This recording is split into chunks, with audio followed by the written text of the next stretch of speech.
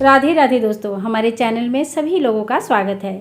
सावन शिवरात्रि का महापर्व आ रहे हैं, तो आप सभी लोगों को सभी शुभेच्छा के साथ इस वीडियो को शुरू कर रही हूँ। चलिए देखते हैं पूजन सामग्री इसमें क्या क्या चाहिए। सबसे पहले हमें भगवान शिव जी की, माता पार्वती और साथ में भगवान गणेश जी की इस तरह का एक तस्वीर लेनी है। और अगर आपके पास मूर्तियाँ हैं तो मूर्ति ले सकते हैं। शिवलिंग एक आप जरूर ले लें। शिवलिंग आपके पास जो मौजूद है वही ले सकते हैं चाहे तो, और नहीं तो मिट्टी की शिवलिंग बना सकते हैं। अब उसके बाद आते हैं नेक्स्ट में।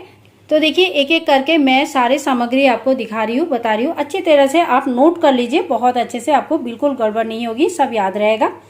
तो सबसे पहले देखिए ये है गाय का घी, ठीक है।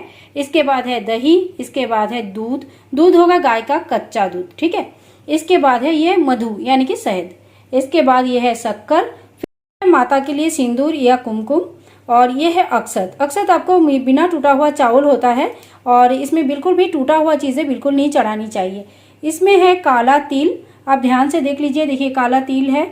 और फिर है ये पंचामृत, ठीक है। पंचामृत आपको यहाँ पे मैंने एक ही कटोरा बनाया है, आपको 2 कटोरा बनाना है। एक से अभिषेक होगा और दूसरा जो है ना भोग प्रसाद में लगेगी।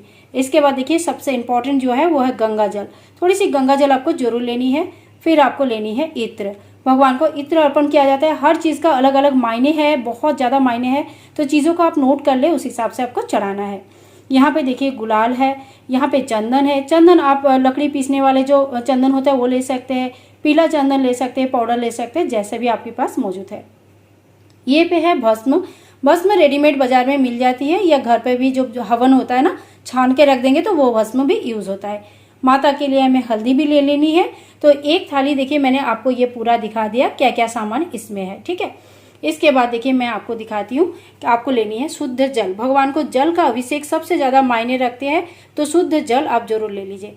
इसमें इस पूजा में जो है ना कलश स्थापना की जाती है, दीप कलश की स्थापना होती है, तो एक घी का दीपक आप जरूर ले लीजिए।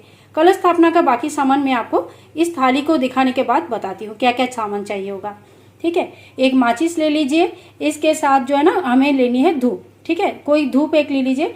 भगवान को अभिषेक के लिए भी और भगवान को भोग के लिए भी आपको लेनी है थोड़ी सी भांग। अगर आपके पास भांग है तो आप जरूर ले लीजिए।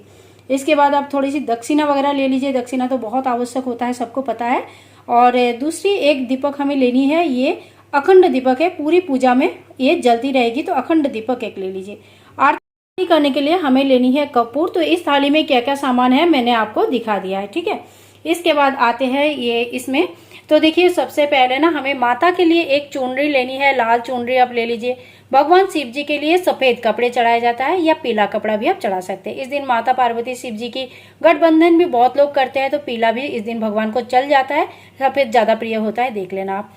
और बिछाने के लिए कोई सफेद अगर टॉवल वगैरह मिल जाए, सफेद कपड़ा मिल जाए वो ले लीजिए। अगर नहीं मिले तो पीला कपड़ा ले सकते हैं, ठीक है। गाय का शुद्ध देसी घी आप जरूर ले लीजिए।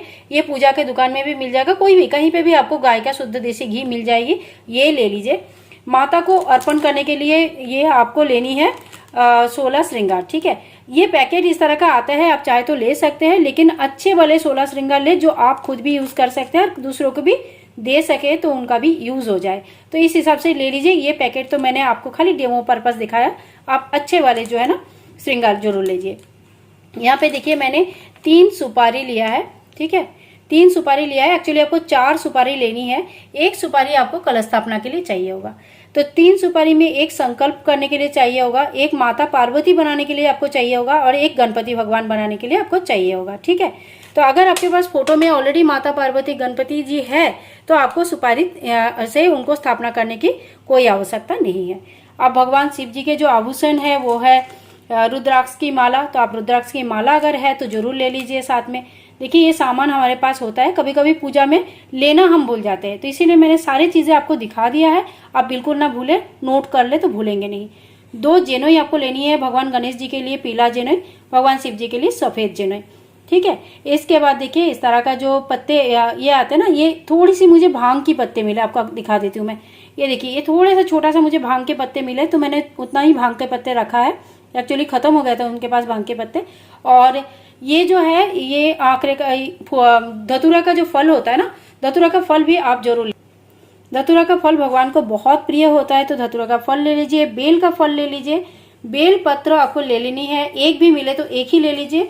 और अगर आपके पास सबसे अच्छा होता है कि अगर 3 मिले, 7 मिले, या तो फिर आप 108 अगर बेलपत्र चढ़ा पाते हैं तो बहुत अच्छा है। माता के लिए लाल फूल ले लीजिए। भगवान गणेश जी को चढ़ाने के लिए दुर्वा घास, समी के पत्ते आपको लेनी है, अगर मिल जाए तो बहुत अच्छा है। फूल ले लीजिए, सफेद फूल मिल जाए तो सफेद फूल ले लीजिए। कलावा लेनी है, भगवान को चढ़ाने के लिए वस्त्र रूपी कलावा ले लीजिए। तो ये सामान जो है ना भगवान को अर्पण करने के लिए है। पान के पत्ता अगर मिल जाए तो जरूर ले लीजिए। पान के पत्ते से बहुत बढ़िया उपाय किया जाता है, तो अगर आपको मिल जाता है तो पान के पत्ते आप जरूर ले लीजिए।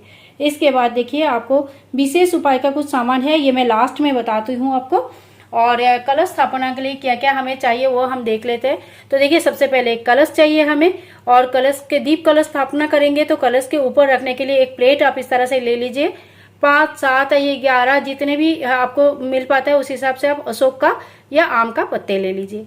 इसके बाद देखिए यहाँ पे हमें क्या क्या चाहिए। एक हल्दी के गांठ चाहिए, इस तरह से साबुत हल्दी चाहिए। एक फूल चाहिए। इसके साथ देखिए इलायची, लौंग, एक सुपारी, 1 रुपया का कॉइन, यही सारे सामान चाहिए होता है। बहुत ज़्यादा सामान भी डाला जाता है, लेकिन इतना सामान आपको जरूर ले लेनी चाहिए। ठीक है, तो मैं आपको, और एक चौकी तो जरूर चाहिए, जहाँ पे आप पूजा करेंगे उस चौकी को तो जरूर ले लीजिए।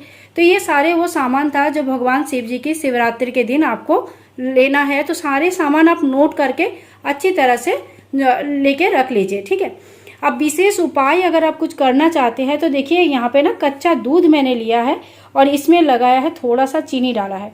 बच्चे अगर आपके घर में है और पढ़ाई करने वाले बच्चे हैं, जॉब ढूंढ रहे, उनकी विशेष उपाय होता है, ये आप जरूर रख लीजिए। 108 दाना गेहूं का आप रख सकते हैं, मूंग के 108 दाना रख सकते हैं, और अगर हो सके, अगर आपके पास है तो चांदी का एक बेलपत्र आप जरूर रख लें। चांदी का एक बेलपत्र से बहुत बढ़िया उपाय होता है। वैसे सारा साल भर चढ़ाने के लिए ना ये बहुत ही बढ़िया रहता है, साल भर आप इसको चढ़ा सकते हैं। तो चांदी का एक बेलपत्र आप रख सकते हैं। ओम नमः शिवाय लिखा हुआ भी आता है कभी कभी, और कभी कभी ऐसे भी आपको मिल जाता है। तो ये 4 चीज़ जो है ना, कोई कंपलसरी तो नहीं है, लेकिन अगर आपको विशेष उपाय करनी है तो ये 4 चीज़ें आप जरूर रख लें। तो ये थी भगवान शिव जी की शिवरात्रि के लिए, सावन की शिवरात्रि के लिए बहुत ही बढ़िया मैंने आपको सामग्री समस्त बता दिया है। और हाँ, एक थाल, एक इस तरह का थोड़ा सा जो ऊंचा गहरा वाला थाली होता है, ये जरूर ले लीजिए। इसमें भगवान शिव जी का अभिषेक होता है। अभिषेक के लिए जितना गहरा थाली लेंगे उतना ज़्यादा अच्छा है, तो गहरा थाली ले लीजिए। और शिव जी की एक धार की अभिषेक के लिए इस तरह का कोई पात्र अगर आपके पास है तो ये भी ले सकते हैं। श्रृंगी अगर है तो श्रृंगी ले सकते हैं। तो ये वो समस्त सामग्री जो कि आपको पूजा के लिए चाहिए होगा। आई होप आपको आज के वीडियो अच्छा लगा है। अगर अच्छा लगे तो please like, share and comment. Channel को सब्सक्राइब करके रखना बिल्कुल ना भूलें। मिलते हैं नेक्स्ट वीडियो में, तब तक के लिए सभी लोगों को ओम नमः शिवाय, राधे राधे।